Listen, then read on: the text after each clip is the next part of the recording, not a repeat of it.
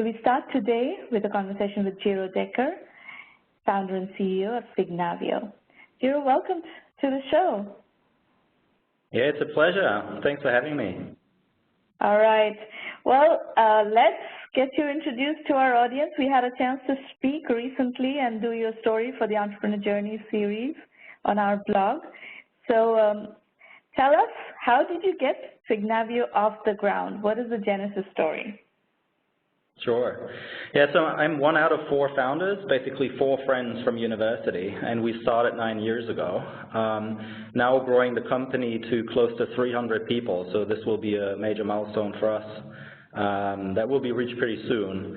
How it all started was we met in university, actually. I was still working there, doing a PhD, and I had the luck to work with very motivated, very talented students. And we worked basically, our goal was to build the first web-based drawing tool. So back in the days, there was something called Writely, which was the first Office or the first Microsoft Word on the web, if you will, but there was not the PowerPoint on the web, and this was our technical ambition, to build the first drawing tool on the web. And this was really painful. This was, Chrome didn't exist, it was Firefox version 1, Internet Explorer didn't support any standards, so from a technical perspective, quite challenging. And as we were active in the field of business process optimization, we dealt a lot with flowcharts. So basically, instead of just drawing anything, we focused on building the best and the most usable web-based flowchart editor back in the days as an open source project, and we put it out to the web.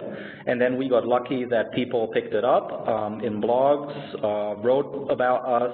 You know, tens of thousands of people clicked the links, crashed our systems, you know, the story that everybody's hoping for who builds technology.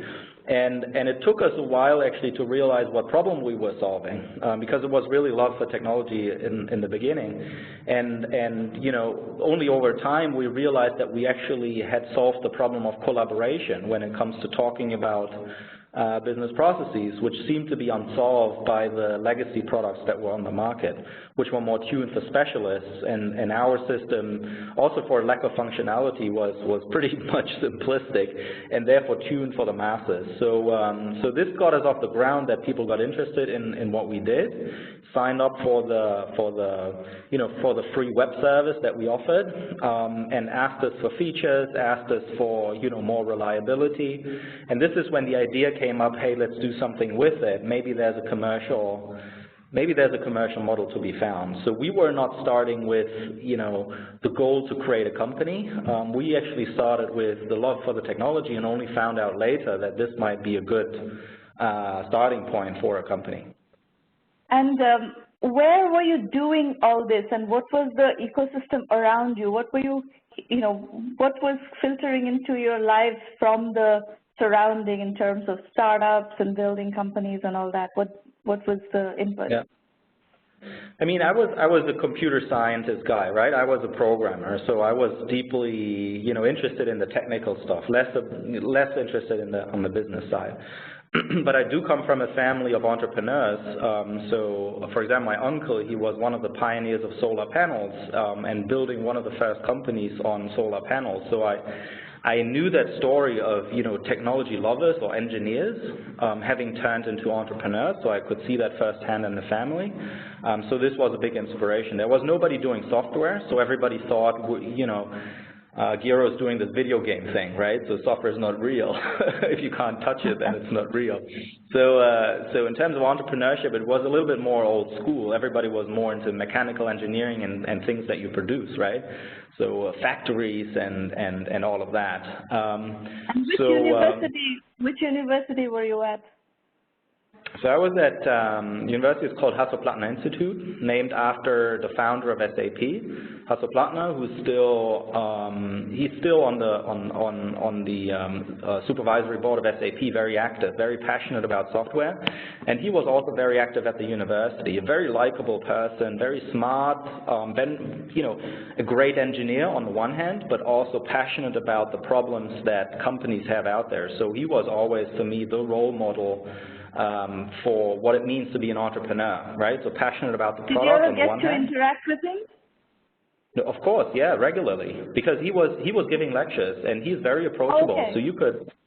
So you can ask him, hey, Hasso, what's your plan for the evening? We cook chili con carne in our student dorm. Do you want to come over?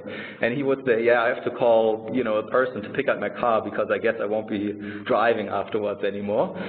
But let me handle that, and I'll come over. So no, he's a very approachable, very down-to-earth person. So everybody who has the chance to meet him, he's really a great inspiration and a mere mortal like every one of us. So that having a person like that as a role model must have influenced your early journey immensely. Well, even if that was not direct, it was just having him there must have been a huge inspiration. Yeah, I mean, you see, it's just a normal person, right? He's breathing the same air, he's drinking the same beer, he's eating the same food, right? So it's not, if you only see them on TV or in publications, they might seem like superstars and from a different world, but that's not the case, right? So most entrepreneurs that I have run to over the years are very humble, are very, just regular people who happen to be passionate about what they do and pursued what they thought is the right thing to do. All right. So let's talk a bit about, the getting to the commercialization of your open source project. So you were getting lots of people downloading your project and so on and so forth, but how did you actually get to commercialization, get to your first customer? How did that happen? Yeah.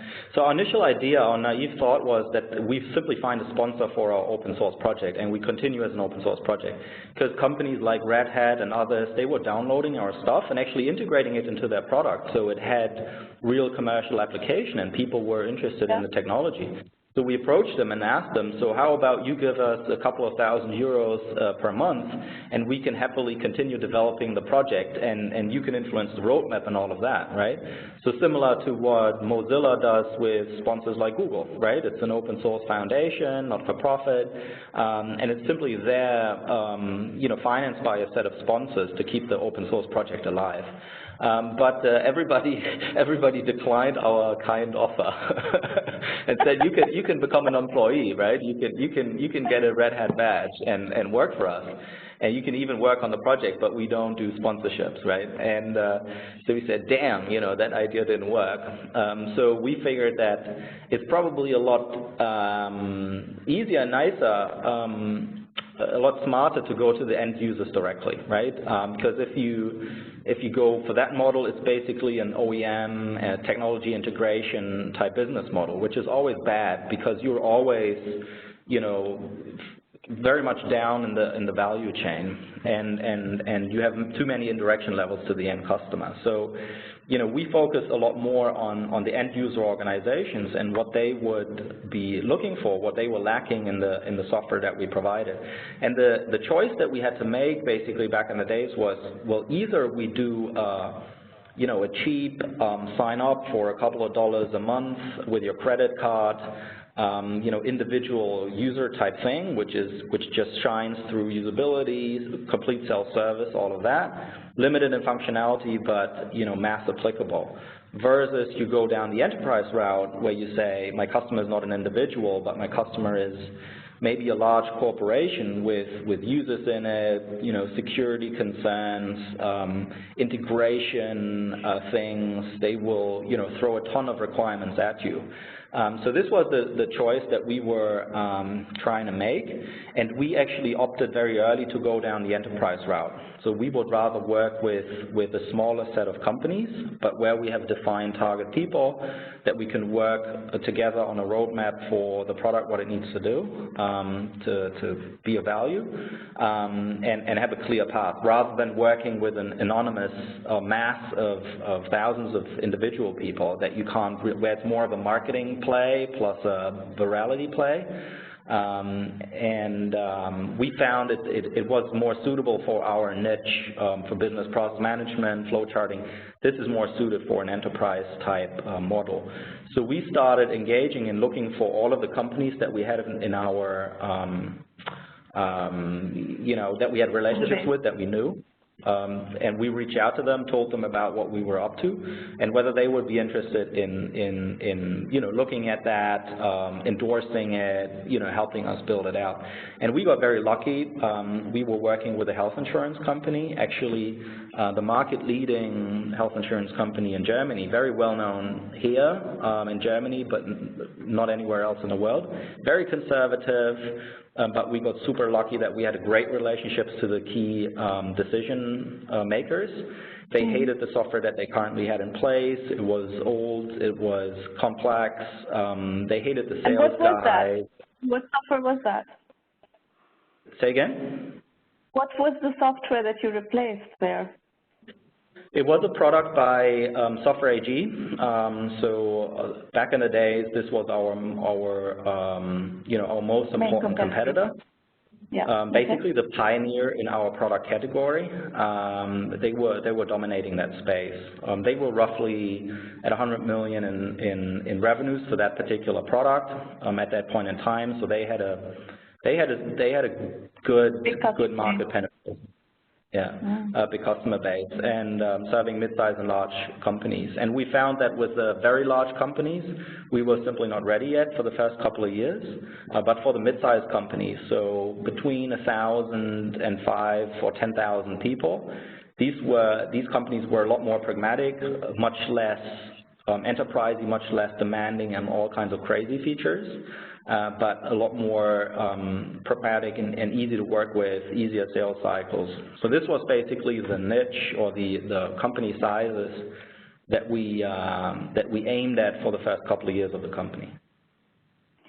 So, for the audience listening to this, I must point out that if you can find a competitor that is of whatever idea that you're working with, whatever early software that you're working with, if you can find a competitor, and if you find their weakness, and if you can actually go into accounts and displace competitors or a competitor that has a substantial install base out there, that is a very powerful and high velocity strategy of building a business. Because if in this case, if you're talking about Software AG, $100 million business, lots of sizable customers, and if you start getting reference accounts with 1 or 2 of this, enterprise customers displacing this particular installed software, you really move through that install base very rapidly, because word of mouth spreads and everything becomes a lot easier. Gero, do you want to comment on that?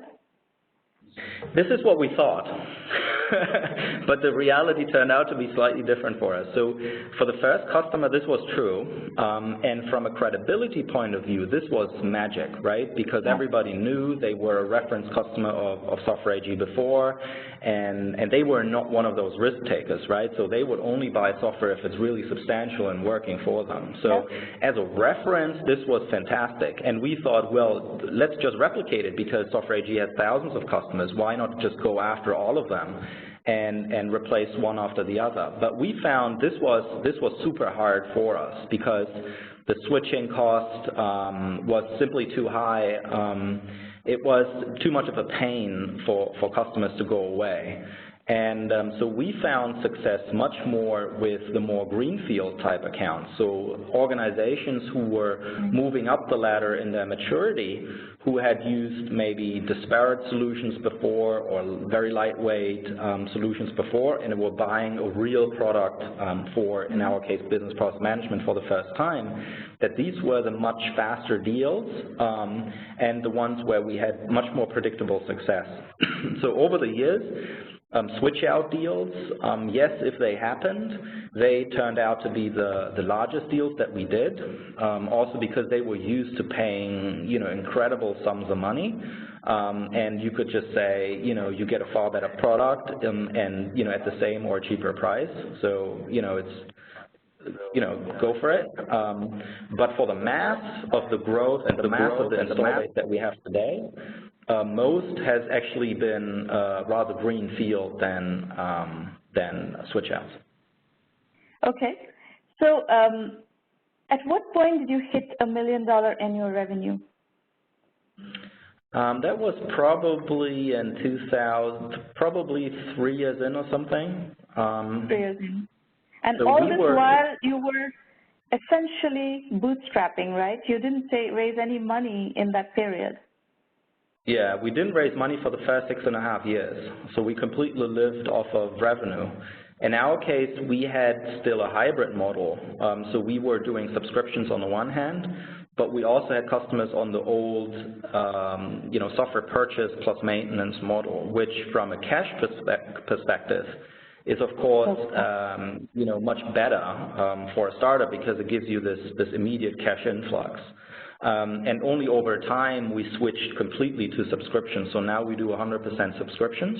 So ARR is the main metric that we're tracking. It hasn't been always that case, right? In the beginning was a lot more about cash at hand. So this is something that we very aggressively promote as a strategy for, customer finance seed funding, essentially, where you want to get larger check sizes early on. So there are two ways of doing that. Either you do it like Gero is talking about, where you sell it as a full license software and get upfront payments early. The other way to do it is actually sell multi-year subscriptions. So let's say you sell a 3-year subscription deal and get all the money up front. And some customers are willing to do that as well. So, it's how you package it and how you sell it, but the objective is to get a large chunk of cash early on so that you can basically use that as your seed money, and that's what we're talking about here as a strategy that is very effective, as very, very effective bootstrapping strategy. So Gero, one other question on your first 6 years before you raised any financing. At what point, I remember in your Entrepreneur Journeys interview, you did talk about Software AG being very jealous of you, and you were sitting next to a guy from Software AG who basically told you that he knows you because you're replacing his customers. So at what point in your cycle did that start to happen more readily as opposed to being a pain in the ass in terms of exit barrier? Yeah, so we probably appeared on their radar probably 1 or 1.5 years into the company already, but you have to remember that the day we started the company, we had already worked on our project for 2 years, right? So if you count, or if you want to compare it to other companies who start at, blank slate on day 1, then you would probably have to add that to be fair. But so are we talking 6 years including those 2 years, or 6 years plus 2 years? 6 years plus 2 years, right? But the first 2 years was really no commercial afterthought, so we took all of the time that we had. So if we had started it as, with the intention to build a company, probably we could have done what we did in the first 2 years probably in less than a year, right? But we just, had fun building the technology, and we just, yeah. So 6 years, what kind of revenue level did you reach on a bootstrap basis in 6 years? So I think we made it to roughly 8 million recognized revenue. So product revenue and only a very small portion of services revenue. So it was, I would assume it's quite significant in terms of revenue for doing a Series A. For a bootstrap company, is very significant. And how many customers was that? I would have to look it up. I would assume a couple of hundred, maybe 400 or something. All in Europe? Yeah. All the customers were in Europe?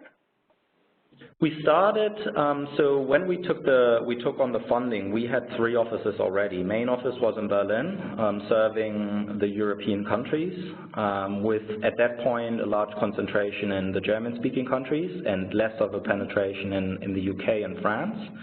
Then the second office was in California, very small one, just a handful of people. And the third one in Singapore. So this helped us also with a handful of people only, but this helped us tremendously, especially with large multinational accounts, because they usually want to see that you cover different time zones or that you cover different continents. So even though you know, the international offices, for them it took a long time to really contribute revenue, they were super important to tell the story and to be credible as a global player, and to be able to tell companies, look, we can support you locally with local people. This was really helpful. The international expansion, like aggressive expansion, now we have 8 offices around the world, so having gone up from 3 to 8 in the last 2 years. This has only happened recently, right? And you know, we started developing a blueprint of how a market, a field organization needs to look like for each one of those markets, and basically a rollout plan that you know, tells us, you know, these are the things that you can achieve within the first 3 months, 6 months, 9 months after you launch. So now it's much more of a predictable, it has become much more of a predictable process to set up shop in the different countries. And when you went in to raise money in with an $8 million revenue run rate, what was the thinking? Why did you want to raise money? What was the driver? You could have continued to bootstrap at this point. You were well in. Yeah, no, we were profitable as a company. So yeah, so it was really not. It was not the main purpose to get additional cash to fund the growth, because we were growing nicely out of our own cash flow at that point, especially with the hybrid model that we still had, so a combination of subscription revenue and one-off license revenue. And the 2 main reasons were twofold. So one, at that point we were an organization of roughly 75 people when we did the transaction. And we really had no clue how to run a company or how to build it further. So we had hired only very young people fresh out of university. So you know, hardly anybody on the team had experience how to build a real software company. And we were always in an experimentation mode. So we tried things. If they didn't work, we changed. But you know, certain things you simply don't need to reinvent, right? Certain things are out there, and you can simply take sometimes a blueprint approach and simply say, well, you know, it has worked for 100 companies before. Why should we do it? Why should we have to do it completely differently? So, so this was reason number 1, basically to get additional experience on board, a sparring partner who had done this, basically scaling from 100 to 500 employees or 100 to 1,000 employees, this range. So we were specifically looking at investors who had experience in doing that, and also building out a global organization, because we already felt that we had things things sorted out back home at headquarters, but we were having a hard time replicating the same thing in the international offices. So and it's different if you all sit in one room or in one building versus if you're distributed over the globe. And we had, you know, simply no experience how to do that. The mechanisms to put in place, metrics, focus, we didn't have that. So this was reason number 1. Reason number 2 was a little bit more mundane. One of the co-founders, he wanted to exit and sell a portion of his shares. And, you know, we wanted to allow him, you know, a reasonable valuation. And given the revenue size and multiples and all of that, you know, nobody of us could ever do it through bank loans to pay him out. So doing an investment round was the right thing for the financial partner to take over some of those shares. And you chose to work with Summit, right, in the U.S. to do this deal? Yeah. Yeah, so we had a long list of investors that we had looked at or who had interacted with us before. Most of them US-based because they were simply in those deal or transaction sizes. So we did a transaction of 31 million euros, and very few European investors did those types of ticket sizes. For the US, this was very usual ticket size, nothing, you know, nothing extraordinary. A lot of funds who can do that and were willing to do that. But Summit had always been our preferred partner throughout the whole process and in the time before. You know, just in terms of philosophy of their fund, the things that they were interested in, the way how they interacted with the companies, and also the personal relationship, right? So in the end, the fund is just the money in the background, but what is important for you on a day-to-day basis is the one or two or three people that you really interact with frequently. So, and it's a marriage, right? So you better choose your partner wisely, because you won't part anytime soon. It's a long time. It's a long time relationship. That transaction also was probably one of the turning points of your more aggressive U.S. sales strategy, yes? Absolutely. We rebooted in the U.S. completely. So we expanded the team from 3 to almost 20 people within 1 or 2 months. And the main move we also did was we basically relocated the U.S. headquarters to Boston for multiple reasons, because our customer base was more East Coast. Also the time difference to Europe, 6 hours instead of 9, and also flight distances to Europe. This was the main point for us. Boston is an expensive city, much like New York or California, so there's not too big of a difference. But Boston is great because there's a lot of talent and experience in especially the enterprise software space. So we have a lot of very respectable enterprise software companies just down the road, and it's great to tap into the experience and the talent pool, and to get good people on board. So this is where Boston was, turned out to be a very good choice for us as a location. And is the competitive landscape different in the U.S. for you? Absolutely. I mean, the U.S. is the largest software market by far, right? So the EU combined is much smaller than the U.S., right? And it's much more fragmented. In Europe, you have to go to every country individually. You can only sell to the French with a French person, right? In the U.S., it's much more homogeneous. So the result is that all of the good products are present in the U.S., right? So whereas in other countries of this world, for example, we see that in Australia, it's a great market, very mature. It works great for us, but it's simply, from a competitive landscape, so different to the U.S. because nobody even bothers to care about the market, right? Rarely anybody has local people in the market. So if you make the commitment, now we have an office in Melbourne. If you make a commitment to the market, you can be so successful because you're simply not facing the competition. In the U.S. is different. In the U.S., everybody's there. Everybody who has a great product in any software category is present in the U.S. and sees it as their primary market. So you will have to cut through a lot of noise. People spend a lot of money on marketing and sales in the U.S., even more so than in other countries of this world. So from a customer acquisition point of view, we felt that it's much less profitable than other countries. But if you can make it, the scale that you can reach is, of course, much more massive than anywhere else in the world. So if you really want to build a $100 million revenue company or $1 billion revenue company, you can only do that if you are successful in the U.S. If you don't crack the U.S., it's almost impossible to get there. Mm-hmm.